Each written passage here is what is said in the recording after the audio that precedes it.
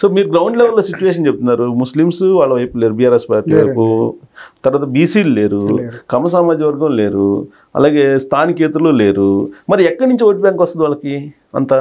ఎక్కడి నుంచి వస్తుంది? లాస్ట్ టైం 80,000 వచ్చిందండి. 80,000 వచ్చింది. 80,000 వచ్చింది. అవును. అప్పుడు పోలైన ఓటుల ప్రకారం ఇప్పుడు కూడా పోల్ అవ్వచ్చు అండి. అంతకుముందు నా దగ్గర డేటా ఉంది. యాక్చువల్గా అప్పుడు పోలైన ఓట్లు అవన్నీ కూడా చూస్తే అంటే అతను 2 ఎలక్షన్లో నిలబెట్టాడు. అంటే ఓట్ బ్యాంక్ నిలబెట్టుకున్నాడు అతను చాలా వరకు. ఇప్పుడు చూడండి 2023లో 80,549 ఓట్లు వచ్చినాయి. అంత 43% వచ్చింది. ఎంఐఎంతో కలిసి ఉంటే ఎంఐఎం ఉంది, కలిసి ఉండి కమ్మ సామాజిక వర్గం వాళ్ళు కూడా చాలా మంది అతనికి అనుకూలంగా ఉండి కమ్మ వాళ్ళు ఎవరు కూడా వ్యతిరేకంగా మాట్లాడలేని పరిస్థితుల్లో మనకి ఎందుకులే అన్నట్టు ఎవరికాళ్ళు భయపడి లేకపోతే ఇంకోటి వదిలిపెడితే, ఎందుకంటే కమ్మ సామాజిక వర్గం ఓట్లు 40,000 పైచీలకు ఉన్నాయని బలమైన జూబ్లీహిల్స్ నియోజకవర్గం డిసైడ్ ఫ్యాక్టర్. అదే కదా నేను ఇది. ఓకే, నాకు బీఆర్ఎస్ వాళ్ళు చెప్పిన మాట ఇది. గోపి చేపించినాడు, సర్వే చేపించాడు. 35 నుంచి 38, 40,000 ఓట్లు ఉన్నాయనే మాట. తర్వాత ఇప్పుడు నాకు కేటీఆర్ కోర్ టీం నుంచి కూడా నాకు వ్యక్తిగతంగా నాకు వచ్చిన సమాచారం అది. నేను కూడా ఎప్పుడు ఈ కులం అక్కడ ఎంత ఇక్కడ ఎంత అనేది, ఎందుకంటే కమ్మ కులం ఓట్లు ఎన్ని అని చెప్పడం అంటే కొద్దిగా కష్టం అవుతుంది ఇప్పుడు. ఎందుకంటే ముస్లిం అంటే పేరుని బట్టి చెప్పవచ్చు, రెడ్డి అంటే చివరి రెడ్డి అని ఉంటే చెప్పవచ్చు, యాదవ్ అంటే యాదవ్ అని పెట్టుకోవచ్చు. చివరి లేనప్పుడు చెప్పడం కష్టం. కాలనీకి కుల సంఘాలు ఉన్నాయనుకోండి, రిజిస్టర్ అయ్యి ఉంటే ఇది మా సంఘం ఎంత మా సంఘం ఎంత 10% యాడ్ చేసి చెప్పవచ్చు. అటువంటిది లేని పరిస్థితి. అది గోపి చేపించాడు బూత్ వైజ్ గా. అతను లాస్ట్ 10 years సుమారుగా 40,000 ఓట్లు ఉన్నాయి. సో ఇప్పుడు లాస్ట్ ఎలక్షన్ లో ఇతనికి లంకా దీపక్ రెడ్డి ఇతనే పోటీ చేశాడు. 14% ఓట్ బ్యాంక్ వచ్చింది 23లో. ఇంకా తగ్గుతుంది. ఇప్పుడు తగ్గి షిఫ్ట్ అవుతుందా బీఆర్ఎస్ పార్టీకి? తగ్గొచ్చు. ఎందుకంటే క్యాండిడేటు పెర్ఫార్మెన్స్ లేదు, అసలు ఇది వాళ్ళకే గెలవాలని లేదనే పరిస్థితి. బలహీనమైన క్యాండిడేట్. ఆ జనరల్ ఎలక్షన్లో వచ్చిన ఊపు కంటే ఎక్కువ రావాలి ఇప్పుడు, అసలు అది లేదు. ఇప్పుడు అదే కనుక వేరే ఎవరికైనా మహిళా క్యాండిడేట్కి, విద్యావంతురాలైన మహిళకి కనుక, ఆంధ్ర మూలాలు ఉన్న మహిళకి కనుక ఇచ్చి ఉంటే, సంపద చూసి ఆర్థికంగా బలమైన వాళ్ళని కనుక చూసి కనుక పెట్టుండుంటే, ఆర్ఎస్ఎస్ టీంలన్నీ కూడా బలంగా దిగి బూత్ వైజ్గా కనుక చేసి ఉంటే సింపుల్ కేక్ వాక్ లాగా గెలవడానికి అవకాశం ఉండేది. సార్ ఇప్పుడు 2018లో ఇతను నవీన్ యాదవ్కి ఇండిపెండెంట్గా చేశాడు. అవును, 18,000 ఓట్లు వచ్చినాయి. పర్సనల్ ఓట్లేనా? పర్సనల్ ఓటే.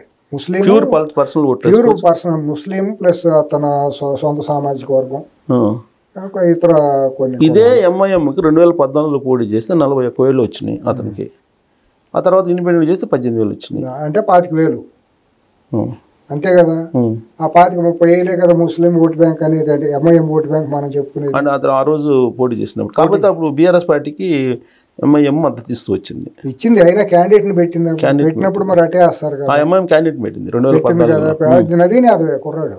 నవీన్ యాదవే అదే ఎంఐఎం తట్టు సెకండ్ ప్లేస్ లోకి వచ్చాడు. అదే అనేది. అప్పుడు పడిన ఓట్లు ఎంత? 41,000. 41లో 18,000 తీసేయాలి. 25,000 కదా ఎంఐఎం ఓట్ బ్యాంక్ అక్కడ ఉన్నట్లేదు. అంతే అనుకో, సాలిడ్ ఓట్ బ్యాంక్ అదే అనుకో. అంతే కదా, క్లియర్ కదా. అవును. 5,000 పెంచుకోండి, 30,000 వేసుకోండి. 30,000లో ఇవాళ ఓవైసీ వచ్చి గట్టిగా నిలబడినా 20,000 పడవచ్చు. నిలబడకపోయినా సగం పడతాయి. ఎందుకంటే సార్ నేను న్యూట్రల్గా ఉంటానని అంటాడా, లేకపోతే చేయలేదని అంటాడా? చెప్పాలి, ఏదో ఒకటి చెప్పాలి కదా. ఇవాళ అతను లాభం 3 ఏళ్ల పాటు తెలంగాణలో అతను లాభం పొందాలి అని అనుకుంటే సచ్చినట్టు కాంగ్రెస్ మొయ్యాల్సిందే కదా. మరి చేసినప్పుడు ఆ 25,000లో 30లో 25-20 రావాల్సిందే కదా. ఇంకో మార్పు కూడా ఏంటంటే, అప్పుడు ముస్లిం పెద్దలు ఎంఐఎం 2 ఒకటిగా ఉండేవి. కానీ ఇప్పుడు ముస్లిం పెద్దలు వేరు, ఎంఐఎం వేరు అన్నట్టుగా 2023లోనే మార్పు వచ్చిందండి. 2023లో కూడా ఫత్వా లాగా అందరినీ పిలిచి చేశారు. చేసినా కూడా చాలా మంది ముస్లిం పెద్దల మాట కూడా వినకుండా బీఆర్ఎస్కి వ్యతిరేకంగా ఓటేశారు, అనుకూలంగా వేశారు. 23లో వేశారు. నిజామాబాదు ఈ ప్రాంతాలన్నీ కూడా కాంగ్రెస్కి వేయమని చెప్పినా కూడా కాంగ్రెస్కి వేయలే. కాంగ్రెస్ కనుక ముస్లింలు అందరూ ఏకంగా వేసి ఉంటే ఒక 10-15 సీట్లు ఇంకా వచ్చి. కానీ ఇప్పుడు ఆల్ ఇండియా ముస్లిం లీగ్ ఏదో ఉంది సంథింగ్, అది వాళ్ళు సాలిడ్గా ఒక నిర్ణయం తీసుకున్నారు. వీళ్ళు ముస్లిం పెద్దలు కూడా అదే ఫత్వా విడుదల చేస్తున్నారు అనేది కర్ణాటక నుంచి మొదలైంది అంటారు. అవును, గుల్బర్గానే అక్కడ లాస్ట్ టైం అక్కడ వీళ్ళందరూ మొతావలీలే అంటారు కదా. ఎంఐఎం రానిలు అక్కడికి రానివ్వాలి. అవును, వార్నింగ్ కూడా ఇచ్చారు. ఇప్పుడు జూబ్లీహిల్స్ లో కూడా అలాంటి పరిస్థితి వస్తుందంటారా? వస్తుందండి. వస్తే ముస్లింలు అందరూ కూడా బీజేపీకి వాళ్ళకి ఆగర్భ శత్రువు బీజేపీ. ఏమండి, ఖమ్మం వాళ్ళకి ఆగర్భ శత్రువు బీఆర్ఎస్, కల్వకుంట్ల కుటుంబం. ఇంతే వైస్ వర్స. ఇప్పుడు ఇది ఏది అసలు బీఆర్ఎస్ కి ఓటు బ్యాంక్ ఎక్కడ ఉంది? ఏ రకంగా ఓటు బ్యాంక్ ఉంది? ఉన్నారు కదా, వెలమ 1000 మంది ఉంటారేమో మొత్తం. తెలంగాణ ఎంతమంది ఉన్నారు? తెలంగాణ జూబ్లీహిల్స్ లో అంతేనండి, 1000 ఉంటారు, 1500 ఉంటారు. తెలంగాణలో మొత్తంగా వెలమ సామాజిక వర్గం ఉంది 2 లక్షలు. 2 లక్షలు. సో ఇక్కడ 100 కన్నా తక్కువ ఉంటారు అయితే. అంతే కదా, అంతే కదా. 1000 ఉంటారు, 2000 ఉంటారు. వాళ్ళు అయితే గెలిచిపోతుంది పార్టీ. అయినా వెలమలందరూ ఏకఛత్రాధిపత్యంగా బీఆర్ఎస్కే ఉంటారా? అసలు నిజంగా నేను చూసింది, నేను కరీంనగర్, హైదరాబాద్, నిజామాబాద్లో చూసినప్పుడు 70-80% వెలమలందరూ ఎగనెస్ట్ కల్వకుంట్ల కుటుంబంతో ఉన్నారు.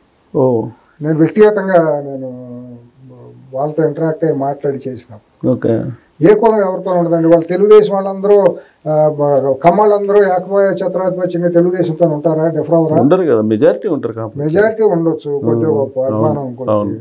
లాస్ట్ టైం వైసీపీకి వేయలేదు ఎక్కువ మంది. మరి ఇవన్నీ అంతే సింపుల్ అండి. సో ఓవరాల్ గా ఒక 5 ఫ్యాక్టర్లు తీసుకుంటే ఒక్క ఫ్యాక్టరే బీఆర్ఎస్ పార్టీ కనబడుతుంది, 4 ఫ్యాక్టర్లు కాంగ్రెస్ కనబడుతుంది అనుకూలంగా. అవును. సో ఒక అంటే ప్రభుత్వ వ్యతిరేకత అనే ఒక ఫ్యాక్టర్ తప్ప ఇంకేం కనపడలేదు బీఆర్ఎస్ పార్టీకి. వాళ్ళ ఎన్టీఆర్ గురించి మాట్లాడినప్పుడు రేవంత్ రెడ్డి గారు నేను మాట్లాడిన భాష కూడా చాలా అందరికీ హార్ట్ టచ్ అయిందండి, గుండెలకు తాకుతుంది. బీసీలు వాళ్ళు అందరూ ఉంటారు కదా. ఇప్పుడు ఎప్పుడు కూడా రేవంత్ రెడ్డి వికృతంగా మాట్లాడట్లా, ప్రకృతి విరుద్ధంగా నాటకీయంగా మాట్లాడటం ఎప్పుడూ లేదు. సో ఇదే లాస్ట్ ఎలక్షన్ బీఆర్ఎస్ పార్టీకి 100%. మనం లాస్ట్ టైం అనుకున్నట్టున్నా, లాస్ట్ టైం ఇంటర్వ్యూలో ఒకసారి చెప్పాను, ఇది 18% వచ్చిందండి 2024లో. బాగా గుర్తు. మన వరంగల్లో ప్లేనరీ పెట్టినాక ఆఖరి ప్లేనరీ అని చెప్పారు. ఆ తర్వాత కవిత గారు బయటకు వచ్చారు. ఇంకా జరుగుతుంది, ఇంకా చాలా జరుగుతుంది. సో ఇప్పుడు 18% వచ్చింది సార్ 2024లో లోక్సభ. అదే లాస్ట్ జరిగిన ఎలక్షన్ బీఆర్ఎస్ పార్టీకి బలం అది. ఇప్పుడు ఆ తర్వాత జరిగే ఎలక్షన్ ఇది ఉప ఎలక్షన్, బై ఎలక్షన్. 18%. 18% అంటే 3 లక్షలు వేసుకోండి.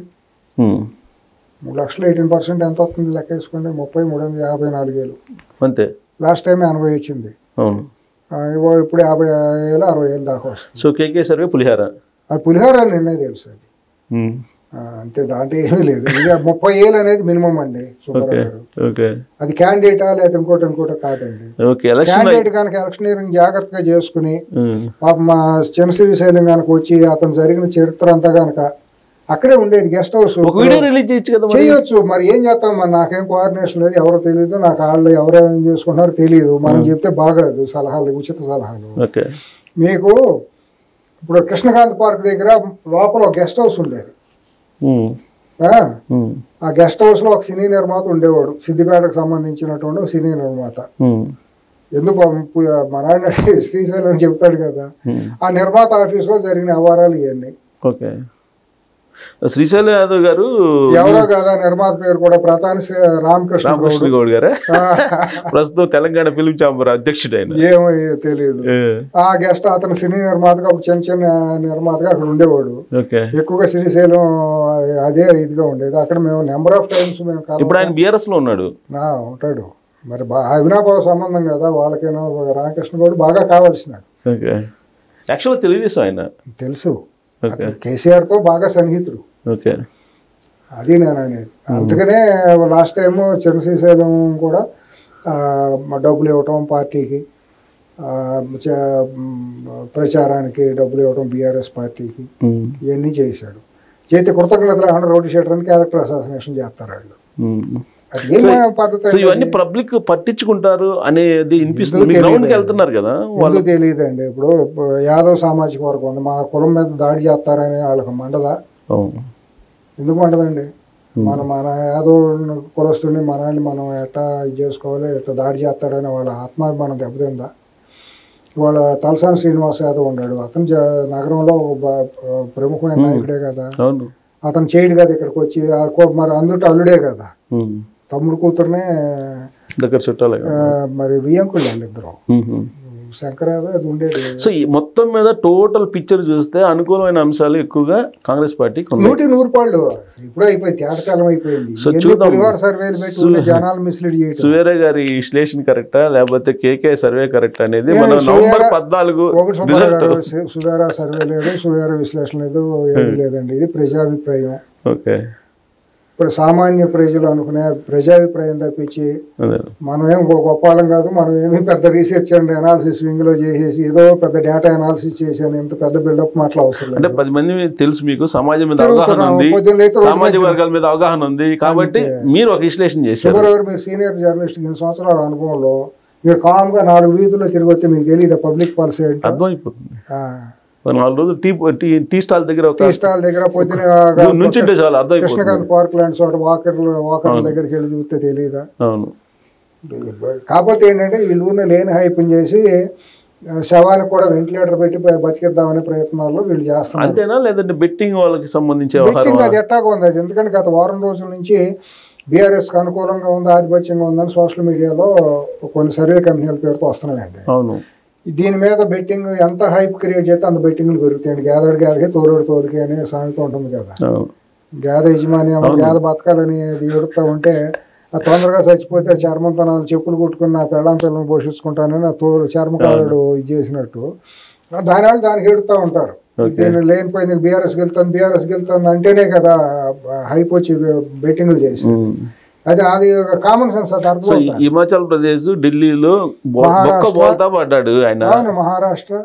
మహారాష్ట్రకు అనుకూలంగా ఇచ్చాడండి దగ్గరగా. అదే అంత ఇదిగా అదే ఓకే మొత్తం ఫెయిల్ అయ్యాడు. ఇప్పుడు మళ్ళీ ఇంకో బోల్తా పడితే ఇంక అంత మరో రాజగోపాలేనా ఎప్పుడో నిన్నటితో అయిపోయిందండి. అతను కూడా వీలుని పోగొట్టుకున్నాడు అనవసరం కుర్రాడు పాపం.